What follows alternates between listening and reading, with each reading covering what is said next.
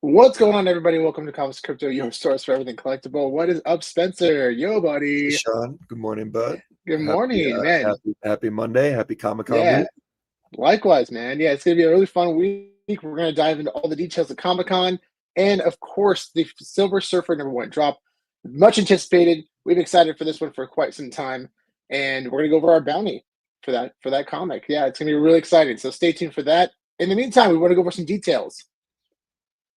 The NFT market has been ripping massively. Like yesterday, somebody spent apparently, I think it was one wallet. They swept $10 million worth of CryptoPunks. Yeah, I think it was 65 CryptoPunks, I'm pretty sure. Yeah. Wow, incredible. Yeah. I've seen, Hopefully there's a good indication for the whole NFT market and fingers crossed licensed IP as well. yeah, 100%.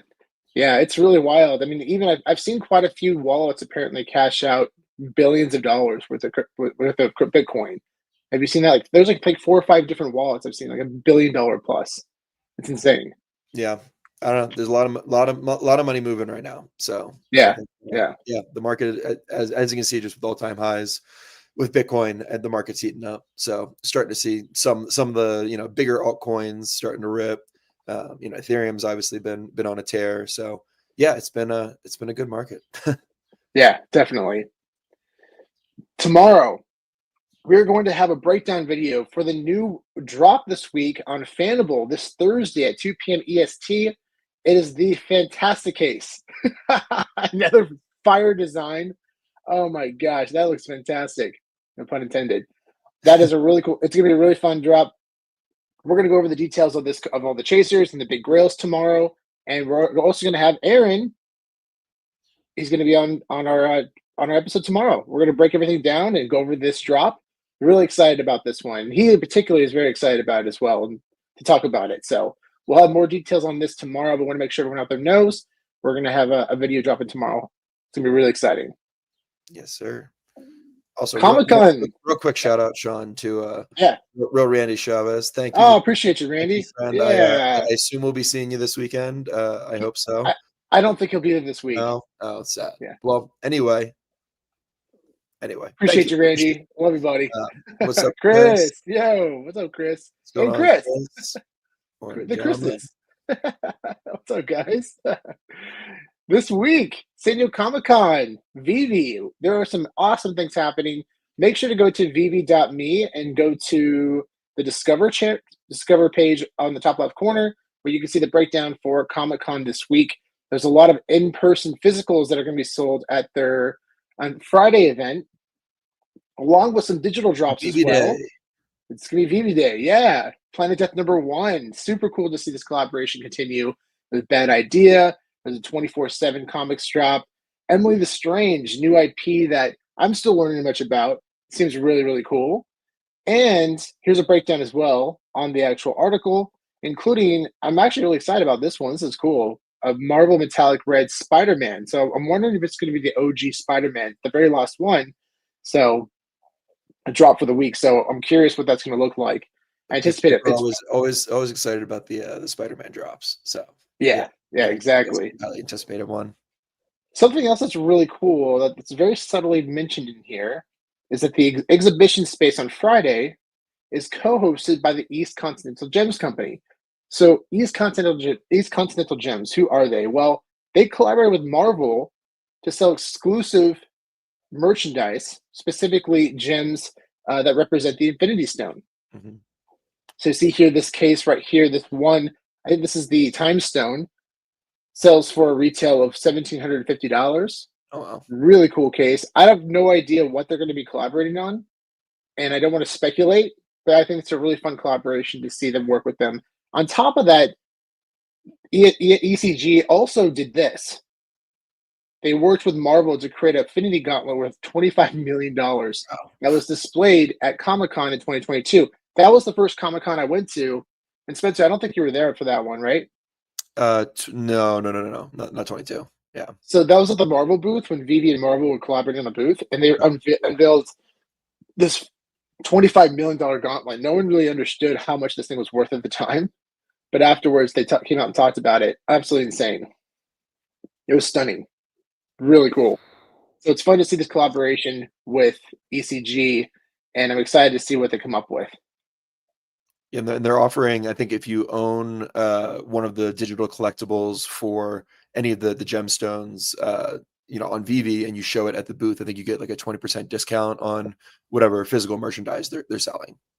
Yeah, exactly. Exactly. And so going to the bounties now, we had some bounties out, specifically this one for Heroes Be Damned. This is a comic that was released by 24/7 Comics. It was an instant sellout. Huge shout out to 24/7 Comics. That was awesome. Super limited edition comic. Yeah, super cool. Very, very cool to see this. And we had a bounty up for the last mint number, also 666, which represents the number of the beast. This comic ended up being a common minted by a friend of ours. Yeah. Yeah. Big shout out to Crypto. That was awesome. He shot us a text. He's like, "Hey guys, we won. I landed it." Yeah. He's super lucky on the drops. He gets so lucky drops. Yeah. I also got very lucky. I landed the secret rare. So yeah, I'm the Bill Sienkiewicz cover is so sick. And there's only so cool. How many of those? Like 29 of them 29. Or something? Yeah, less than 30. It's like probably 25, I think, after holding some back. But yeah, it's incredible. So we were able to claim the bounty. Bounty claimed. I had to do it. I really love that so much. So we were 666. Big shout out to Up Crypto for that one. Also, mint number 1941 for the Commons, the last mint number, also representing the year Captain America Comics number 1 came out, which is the first appearance of Bucky Barnes. We have a $1,000 bounty out for this collectible as well. So if you land this one, let us know. As of now, I do not believe it's been minted, but definitely check Stacker World to see if it's been minted. Also, boom, big announcement, guys. This is one of our biggest bounties yet, since probably Fantastic Four 48. Mm-hmm. We've been talking about this comic for a long time. Years at this point. Yeah, years. If you go on our Twitter account and you type in Silver Surfer number 1, you'll see like our trend of all of our tweets over the past like 3 or 4 years. I was curious myself how much we talked about it, and it's been quite a bit. It's quite a bit. It's interesting too because at first they announced there's only 1,000 editions. There's a lot of community members that came out and tweeted about it, how upset they were. That was only 1,000 editions. Yeah. We personally were not really upset. I was just a little disappointed. Obviously, I'm just happy to see this comic drop no matter what. Mm-hmm. 1,000 editions of a comic of this significance is a very big deal. And in my opinion, I kind of looked at our rankings yesterday, and I would probably place this in the top, easily in the top 25. Yeah, on VeVe right now, and that's saying a lot because guys, most of the grails have dropped, and most of the big keys. Yeah, there's very very few in that top 25 that have this few number of editions. Yeah, exactly, and even at 2,000 editions. So to go back to my point, a lot of the community members were tweeting about they were upset that these special mint numbers like 1966 and 1968 weren't available, and VeVe listened. We kind of held back in terms of our opinion on it. But once we saw the community members, they were more vocal about it. We came out and we kind of expressed our, I guess you could say, disappointment. Yeah. For that. And I'm really happy to hear that VeVe listened. It's a win-win for everyone. There's more editions. They're able to make more on the back end, but also give everybody an opportunity to potentially mint this number. And we're excited about this because we've been actually planning to do a bounty on this one for a while. Yeah. This is probably my favorite cover of all time, by far. This is very nostalgic for me. I owned like a Marvel card. It's one of my favorite Marvel cards of this cover as a kid. So like personally, this is one that's very sentimental to me. So I absolutely love this comic. We'll break it down in a few.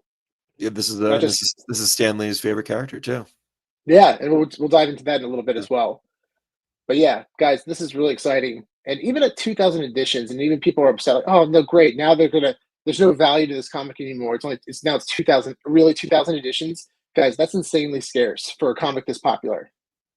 There's less than 80 secret rares. Yeah. I think there's probably gonna be like 70 to 72 maybe after VeVe holds back a couple. But guys, yeah, that is a big deal. 2,000 editions. That's really scarce for a comic this big. Yeah, If you were to ask me before the announcement, I would have said probably 5,000 editions 5,000 minimum. Yeah, minimum, because they've always talked about that, right? The bigger comics, they're going to have more editions, and that makes sense, right? Because it's more popular, it's a more valuable comic.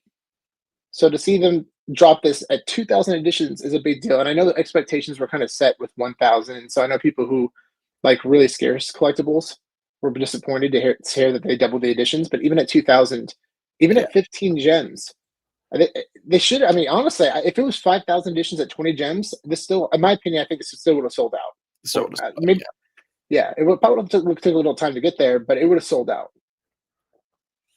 Because Fantastic 448, the first appearance of Silver Surfer and Galactus, had 10,000 editions at 20 gems. It ended up selling around 7,000. 3,000 were burned.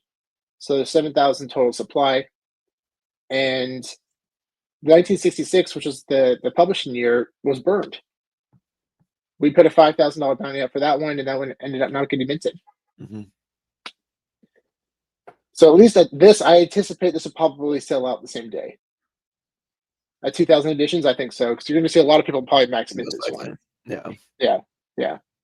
That's our guess at least. We're excited about it. We're thrilled.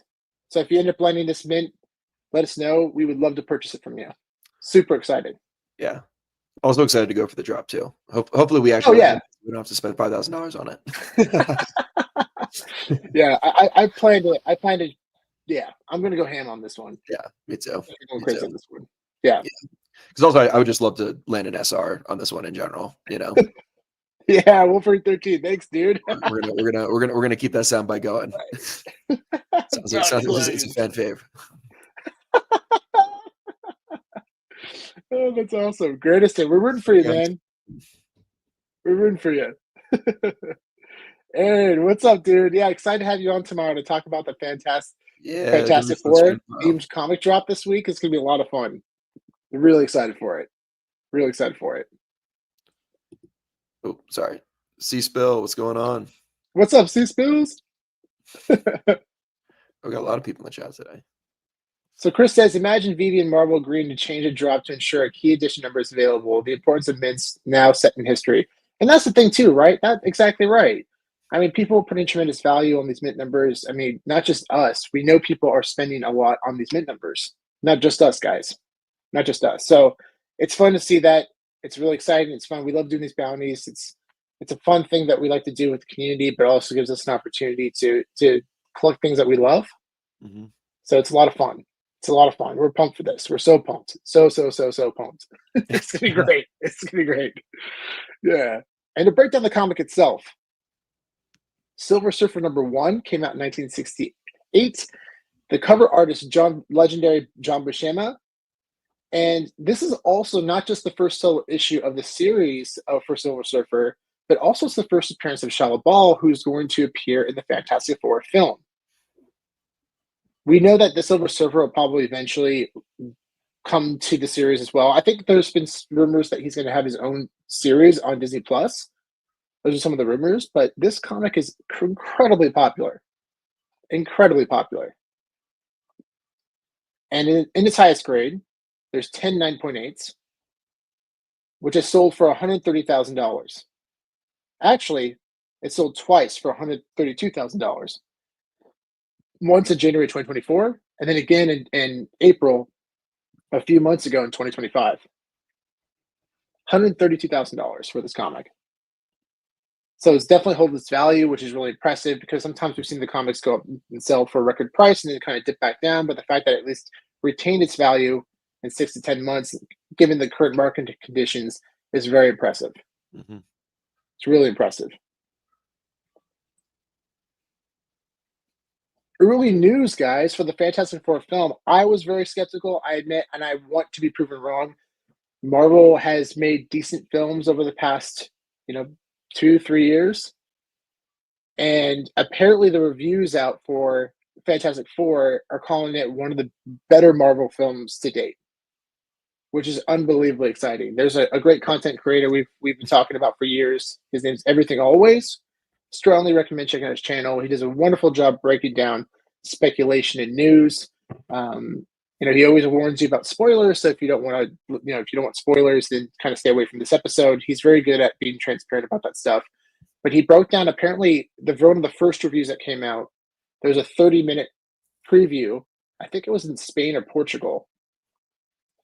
And somebody was able to review what they saw and did a wonderful breakdown describing what they saw and how excited they were about it without revealing anything. And the news, the momentum that we're hearing for the Fantastic Four is very similar to what we heard with Superman. People are excited. People are pumped. Mhm. This is it's not just like, oh, we've had more bad Marvel films, so we'll take what we can get kind of situation. I think Thunderbolts kind of set the tone moving forward. Thunderbolts kind of came out of nowhere and really shocked people. Financially, it did okay, but that's all right. I don't think they really expected it to do a whole lot, and I think it did just enough. It's mostly unknown characters. It's the MCU, and so mostly unknown actors. So yeah, it was totally different story. Totally, yeah. So this one they had to get right. Kevin Feige, this story, Fantastic Four, it's very sentimental to him. He's been very vocal about that for years. They knew they had to get this right. And Matt Shakman, who was the showrunner for WandaVision and also directed, if you guys don't know this, the director of this film also directed about 30 plus episodes of Always Sunny in Philadelphia. Mm-hmm. So it's been super fun to hear them on their podcast come out and talk about Matt Shakman and say how excited they are for him and they're rooting for him, because they're buddies. I think that was really cool to hear that, Mm-hmm.